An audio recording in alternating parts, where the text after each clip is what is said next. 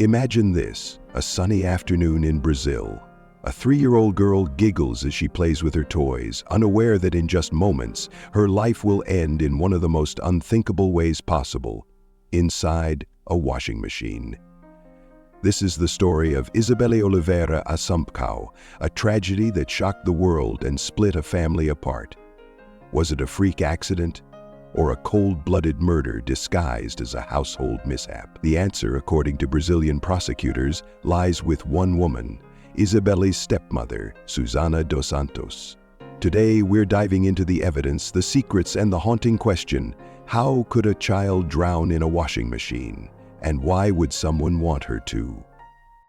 On the morning of May 7, 2022, in the small town of Cascavel, Paraná, Brazil, tragedy struck in the most unexpected way. Isabelly Oliveira Assumpção, just 3 years old, was found lifeless inside the family's washing machine. The scene was simple and horrifying. According to the initial reports, Isabella had somehow managed to climb into the washing machine, a rare and tragic accident that ended her young life. It was said that her father and stepmother had found her alone in the laundry room, unconscious and unresponsive. The police were quickly called and paramedics arrived, but there was nothing that could be done. The tiny girl's life had already been taken in what appeared to be an unthinkable accident, one that left the community and even her family in disbelief. For her father, the loss was unbearable. Isabelly was his daughter, and the thought of her dying in such a way was almost too much to accept. Yet the authorities were convinced that it had been a tragic accident. After all, what other explanation could there be? Isabelly had apparently fallen into the washing machine, drowning in its confined space. It seemed like a terrible misfortune, a moment of carelessness that no one could have foreseen. But as the initial shock wore off and the family began to process their grief, subtle questions started to emerge. Was this truly an accident? Or was there more to Isabella's death than anyone had realized? Something didn't seem right. Something about the circumstances surrounding her death began to feel off. Family members and neighbors who had known Isabella as a joyful and energetic little girl began to express their doubts. They had seen her interact with her stepmother, who had always seemed to have a tense relationship with the child. There were whispers of previous disagreements, small signs that perhaps things hadn't been as perfect as they appeared on the surface. One neighbor, who had witnessed the stepmother's interactions with Isabelly in the weeks leading up to her death, recalled a moment of frustration, a moment when the stepmother had seemed far more annoyed with Isabelly than anyone would expect. "I never thought much of it," the neighbor said, "but now, looking back, I wonder if I missed something." Another friend of the family, who had seen them the day before, expressed confusion. "They seemed like a normal family," she said, "but then, when we heard what happened, it didn't make sense. There had been no warning, nothing out of the ordinary, or at least that's what we thought." Despite these lingering questions, the authorities seemed to accept the story given by the family. Isabelly had died in a tragic accident, and no foul play was suspected at first. Yet the nagging feeling that something wasn't adding up began to grow. The washing machine, after all, wasn't an easy place to get to. How had Isabelly ended up there? Was it possible she had gotten stuck? Was it an accident? Truly a freak accident? Or was there something else at play? As the police examined the scene and the evidence, the initial simplicity of the case began to unravel. There were things about the incident that simply didn't fit the narrative of an accidental death. The family's response seemed too composed, too rehearsed. The father, who had found his daughter, appeared to be in shock, but there was something cold about the way he described the moments following Isabelly's discovery. His stepmother, too, seemed overly calm in the face of such a horrific event. One investigator who visited the home in the early days of the investigation would later remark, "There were no signs of struggle, no immediate evidence of trauma, but the scene didn't sit right with me. Sometimes accidents don't look like accidents." As they pieced together the timeline of events, the inconsistencies began to multiply. Why had it taken so long for anyone to discover Isabelly in the washing machine?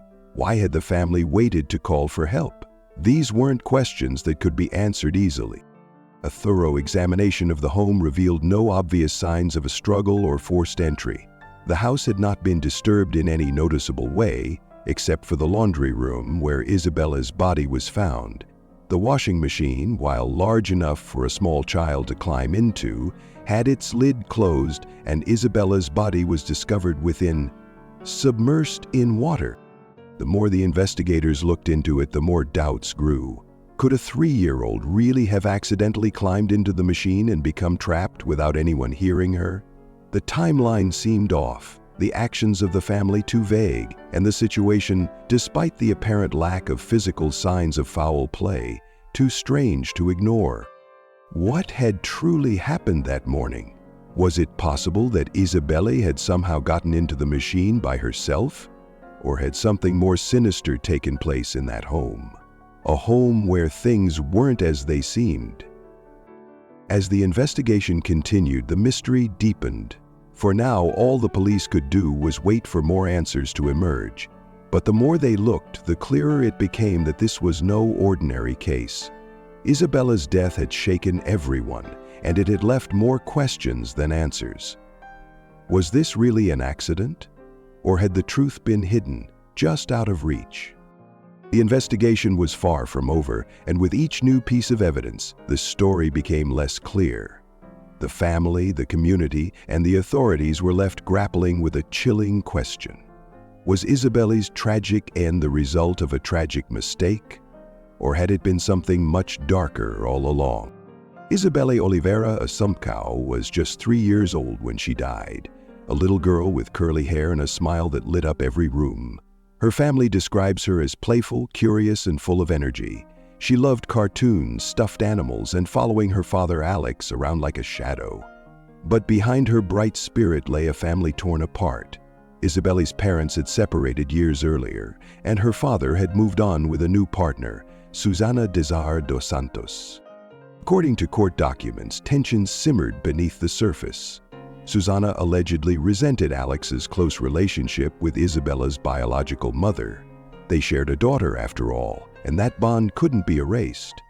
Friends say Susana struggled with jealousy, feeling like an outsider in a family still tied together by love for a child. But did that jealousy turn deadly? As the case continued to unfold, it became increasingly clear that Isabelly's life had been more difficult than anyone had realized. The abuse, whether verbal, emotional, or perhaps even physical, had created a toxic environment. Isabelly's death had not been just a random tragedy. It was the culmination of a family dynamic that had been slowly unraveling. The realization was a painful one, but the questions remained. How deep did the mistreatment go? And how could such a beautiful young girl, full of life, have ended up in such a horrifying situation? Isabelly's story was no longer just about an accident.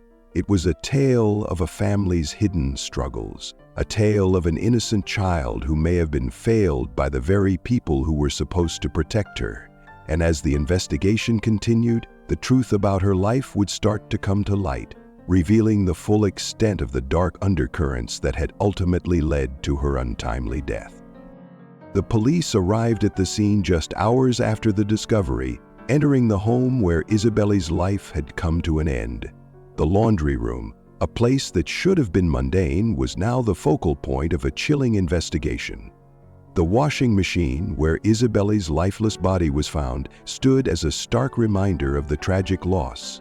Yet, as the investigators observed the scene more closely, a growing sense of doubt began to creep in. There were things about the situation that didn't quite sit right with them. Why had it taken so long for anyone to find Isabelly in the washing machine? Why had no one heard her in distress? How had she ended up inside that machine in the first place? And if it was truly an accident, why did the story feel so incomplete? The timeline, as described by the family, raised red flags. Authorities began to dig deeper, examining every aspect of the household, trying to unravel the series of events that led to Isabella's death. Every detail seemed to matter now, from the positions of the furniture to the sounds, or lack thereof, that had been heard on that fateful morning. One of the first things the investigators noticed was the stepmother's demeanor. In the hours following Isabelly's death, the stepmother's reactions appeared detached and untroubled. While the father was visibly distraught, the stepmother seemed almost too calm for someone who had just discovered the death of a child in her care. She claimed to have been the one to find Isabelly, but there was no sign of the panic or horror one might expect after such a discovery. Her statement to the police was strangely clinical, as if she were recounting a simple event rather than the heartbreaking death of a child. There was no rush in her words, no trembling in her voice, no sign of emotion that one would typically associate with a moment of grief. She seemed almost too composed, one detective later recalled. It was like she was reciting a story rather than living through a tragedy. As the investigation continued, the inconsistencies in her story began to emerge. The stepmother had initially told police that she had found Isabelly in the washing machine and immediately tried to resuscitate her. However, when the detectives pressed her on the details, the story began to shift. The timeline she had given didn't add up with the other evidence at the scene. There were discrepancies in her retelling of events, details that didn't match the physical evidence or the statements from others who had been in the house that morning. The more they questioned her, the more unsettling her responses became. The stepmother's memory seemed selective, recalling certain details with precision, but struggling with others that should have been clearer. The inconsistencies in her account were hard to ignore. One of the most significant contradictions came when the stepmother explained how long it had taken her to find Isabelly. She claimed to have looked for the child several times before finding her in the washing machine, yet neighbors reported that they had seen Isabelly playing outside just moments before the discovery. It raised the question, if Isabelly had been outside, how had she ended up in the laundry room unnoticed? And if the stepmother had truly been looking for her, why hadn't she heard or seen anything suspicious? Another strange detail emerged when the police questioned the stepmother about the moments immediately following the discovery. She claimed to have tried to revive Isabelly right away, but the evidence didn't support that. Paramedics had reported that there was no sign of any attempted resuscitation when they arrived at the scene, and the body had been found in a state that suggested she had been left in the machine for far longer than her stepmother had originally admitted. With every passing moment, it became clear that the authorities were dealing with more than just an accident. The stepmother's conflicting statements, her lack of emotion, and her apparent indifference in the face of such a devastating event were becoming harder to explain. Was it possible that Isabelly's death had not been an accident at all? As investigators continued to scrutinize her behavior, legal experts began to weigh in on what they were seeing. Psychologists who were later consulted for the case pointed out the stepmother's reaction to the death raised several red flags. It's not uncommon for people to experience shock and disbelief after a traumatic event, one expert explained. But what we're seeing here is different. A delayed reaction, an almost unnatural calm in a situation where there should be extreme grief and distress. That's something worth paying attention to. Another expert weighed in on the conflicting details in the stepmother's story. When someone is lying or concealing the truth, the details often become muddled, they said. They might mix up the order of events, omit key pieces of information, or even struggle to remember things that seem obvious. What we're seeing here isn't consistent with a grieving mother's behavior. It's inconsistent with what we know about how people respond to trauma. As the investigation unfolded, the cracks in the story grew wider. The stepmother's behavior had become a focal point of suspicion, and the police weren't willing to let the inconsistencies slide. Her account of events was becoming more difficult to believe, and the possibility of foul play was starting to feel more and more likely. In the days that followed, authorities began to delve deeper into the family's background, hoping to uncover any prior incidents that might explain Isabelly's tragic death. What they would find would only serve to make the mystery even more perplexing. As they continued to piece together the timeline, the investigators began to realize that Isabella's death had been anything but ordinary. The case was no longer just about a little girl's accidental drowning. It was about unraveling the layers of deception and discovering the truth behind a tragedy that had shocked the community. Was Isabelly's death truly a tragic mistake, or had something far more calculated occurred within the walls of her home? The investigation was just beginning, and the search for answers was only going to grow more complex from here. As the investigation into Isabelly's tragic death deepened, the surface began to crack. What had seemed like a simple accident was rapidly evolving into something far more disturbing. Detectives, eager to uncover the truth, turned their attention to the family's history, searching for clues that could explain the darkness now lurking behind the closed doors of the home Isabelly had shared with her father and stepmother.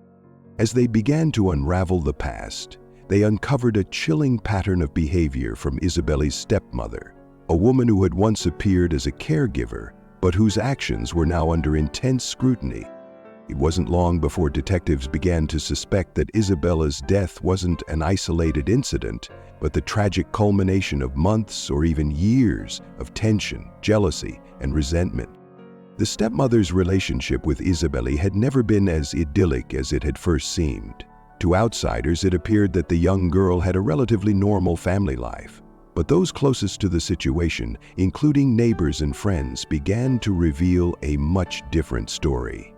Beneath the surface of the quiet home, something was wrong. Isabelly had always been a lively, spirited child, but she had often been the target of her stepmother's anger. There were whispers of resentment. The stepmother had a history of being less than kind to Isabelly, often treating her with an unsettling indifference bordering on cruelty. Those who had witnessed the stepmother's interactions with Isabelly noticed how quickly her patience seemed to wear thin. She was often seen scolding the little girl for the smallest of offenses, her tone sharp and impatient. Isabelly's father, it seemed, was oblivious, or perhaps in denial, about the strain in their relationship. As the authorities dug further into the stepmother's past, they uncovered even more troubling details. The woman had a history of dealing with anger issues, and prior reports from family members indicated a pattern of hostile behavior toward the child. But these instances had often gone unnoticed or dismissed as mere discipline. In the days after Isabelly's death, a troubling picture began to emerge, one that revealed a stepmother whose behavior bordered on abuse, but who had always managed to stay just below the radar. The investigators discovered a pattern of escalating aggression. There were reports from Isabelly's extended family that suggested the young girl had been subjected to emotional and even physical mistreatment by her stepmother. One cousin who had visited the house on several occasions said Isabelly would be so quiet when her stepmother was around. It was like she was walking on eggshells. She'd hardly say a word, and if she did, it was always met with a harsh response. This wasn't the first time that law enforcement had been involved in the family's affairs. Several months prior, a concerned teacher had reported possible neglect. The signs were subtle. Isabelly had appeared withdrawn, often arriving at school in clothes that were unkempt, her hair tangled. Her teachers had noticed bruises on her arms, but when questioned, Isabelly never said anything that would raise further alarm. The case had been closed without much follow-up, dismissed as an unfortunate but isolated incident. But now, in the aftermath of her death, the authorities were beginning to see a clearer picture. The bruises, the neglect, the emotional strain, it all pointed to a deeper, more sinister truth that had been hidden in plain sight. The stepmother had been hiding behind the facade of a concerned, grieving woman, but the detectives were growing more and more convinced that she was responsible for what had happened to Isabelly. She had been hiding her anger, her resentment, and her abusive tendencies beneath the guise of a loving parent, until it all came crashing down. It was time for the stepmother to face the investigation head-on. When questioned by authorities, she remained calm, almost unnervingly so. Her answers were vague, her emotional state surprisingly controlled. She spoke of her sorrow, of the accident, but never seemed to fully grasp the gravity of the situation. There was a coldness in her tone that did not match the horror of what had occurred. Experts in child psychology and abuse began to weigh in, offering their professional analysis of the stepmother's behavior. Dr. Marta Almeida, a psychologist who had studied cases of parental abuse, described the stepmother's actions as indicative of a much deeper psychological issue. When a person shows such a lack of empathy toward a child, it's often the result of unresolved emotional issues, Dr. Almeida explained. What we're seeing here may be a case of displaced anger, frustration, or jealousy, especially if the stepmother felt resentment toward Isabel. It's possible that these feelings gradually built up until they reached a breaking point. And indeed, as authorities continued to probe, more disturbing facts came to light.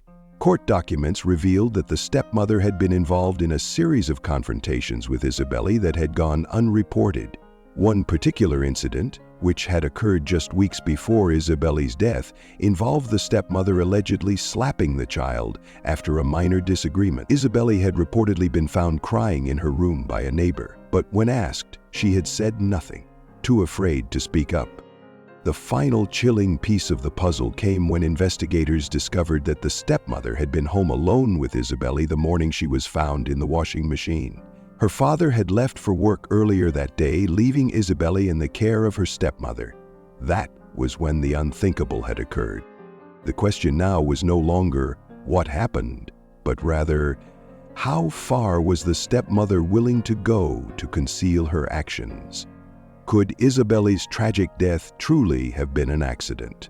Or had it been a deliberate act carried out in the heat of an uncontrollable rage? The pieces were falling into place, and with each new revelation, the haunting truth was beginning to emerge.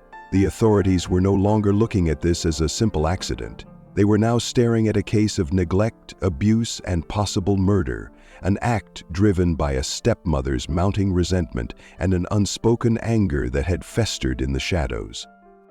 Isabelly had died, but her story, her truth, was only just beginning to be told.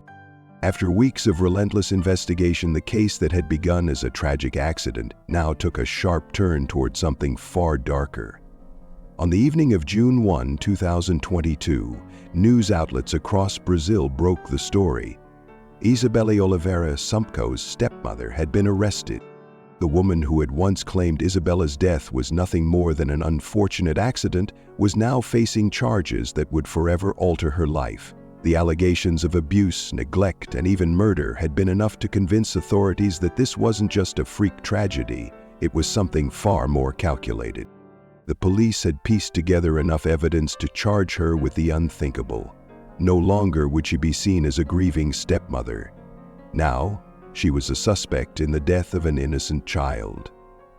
As the news of the arrest spread, the community was left in shock. How could this happen? How could someone who was supposed to care for a child be capable of such harm? Footage from the day of her arrest showed the stepmother being escorted from her home by law enforcement officers, her face pale, her eyes void of emotion.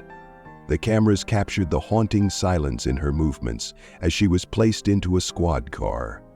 A stark contrast to the cries of anguish that had echoed through the house just weeks earlier. The community, still reeling from Isabelly's death, now had to grapple with the unsettling reality that the person responsible was someone they had trusted. Someone who had been right in front of them all along.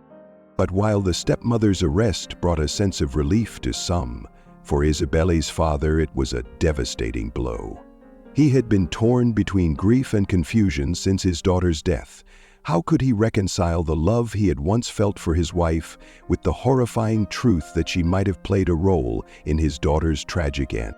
The emotional conflict that now gripped Isabella's father was palpable. On one hand, he had lost his daughter, an unimaginable tragedy in its own right. But on the other, he was faced with the gut-wrenching betrayal of the woman he had trusted, the woman who had been entrusted with Isabella's care. Had he been complicit in his own blindness to the signs of abuse? Or had he simply been too consumed by his own grief and love for her to see the truth? He spoke out after the arrest, his voice heavy with the pain of a father who had lost everything. "I loved her," he said, referring to his wife. "But now I don't know who she is anymore. I don't know how I missed the signs. I should have protected my daughter." One officer who had been involved in the case shared his thoughts. "The physical evidence we found, coupled with the testimonies of neighbors and family, left no doubt in our minds. This wasn't an accident. This was a tragic event that could have been prevented." With the arrest made, the case was far from over. It was now entering its next phase, one that would see the stepmother face trial for her actions. But as the legal process began, questions still loomed. Would she face justice for what she had done? Could Isabelly's father ever find peace, knowing that the person he had loved and trusted was the one who had helped bring about his daughter's untimely death? As the trial began, it quickly became clear that the narrative would be fiercely contested. On one side, the defense clung to the idea that Isabelly's death was a tragic accident, an unforeseeable event in which a young child had simply made a fatal mistake. On the other, the prosecution painted a different picture, one of a cold-blooded murder, driven by jealousy and resentment.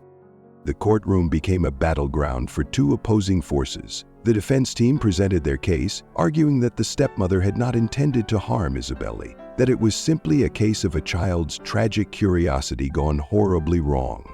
They painted the stepmother as a woman overcome with grief, a woman who had never wanted harm to come to her stepdaughter. But the prosecution wasted no time in dismantling this narrative. They brought forward evidence that exposed the stepmother's previous behavior. Testimonies from family members, neighbors, and even a psychologist who had evaluated her, all pointed to one clear conclusion. This was no accident. This was a deliberate act of violence. The emotional toll of the trial was evident, especially in moments when Isabelly's father took the stand. Torn between his love for his daughter and his feelings of betrayal toward the woman he had once trusted, he struggled to speak. His voice broke as he recounted the moments leading up to Isabelly's death, his pain raw and unrelenting. I never thought she could hurt my daughter," he said through tears, "but now I don't know what to think anymore." Throughout the trial, there were moments of emotional intensity, but also shocking revelations. Court documents revealed that the stepmother had been involved in several incidents of abuse, instances that had been dismissed by those closest to the family. In one particularly emotional moment, a family member testified about the constant tension they had witnessed in the home, recounting how Isabelly had been afraid of her stepmother.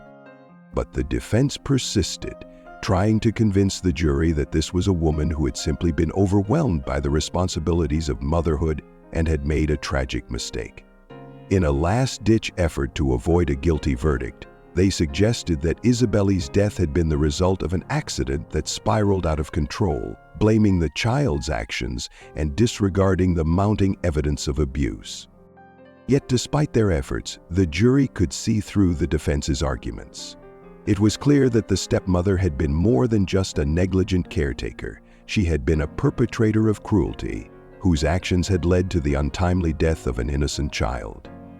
As the trial drew to a close, the question was no longer whether Isabelly's death had been an accident, but whether justice would truly be served for the little girl whose life had been cut so short. The verdict had been delivered. The trial was over. But for Isabella's family, the scars of the tragedy would never fully heal. Isabelly's death had not only shattered her immediate family, but had sent ripples through the entire community. People who had once trusted the stepmother were left questioning everything. How could they have missed the signs? How could they have allowed this to happen? In the months following the trial, the community was left to pick up the pieces. The family was torn apart. Isabelly's father, still grieving the loss of his daughter, now had to live with the guilt of having been blind to the abuse that had taken place in his own home. For the justice system, the case of Isabelly Oliveira Assumpção was a painful reminder of the dark truth that can lurk behind closed doors. The tragedy raised difficult questions about how child abuse cases are handled and whether there was more that could have been done to prevent such horrors. It left an indelible mark on the community and the justice system, forcing everyone to confront uncomfortable truths about the nature of abuse and the importance of vigilance. Isabelly's story is a reminder of the darkness that can exist in the most unexpected places. But it is also a call to action, a call for all of us to look closer, to be more aware of the signs of abuse, and to do everything in our power to protect the innocent. In the end, justice was served, but it came too late for Isabelly. The tragedy that befell her is one that will haunt us all, and as we ask ourselves how we can prevent such horrors in the future, we must remember the cost of inaction and the lives that are forever altered by the silence of those who choose to look the other way. We cannot undo the past, but we can learn from it. Each story we tell here on Shadows of Crime is a step toward understanding and preventing the horrors that ripple through our world. Thank you for joining us on this journey through one of history's darkest stories. If you found this episode thought-provoking, don't forget to like, share, and subscribe to Shadows of Crime.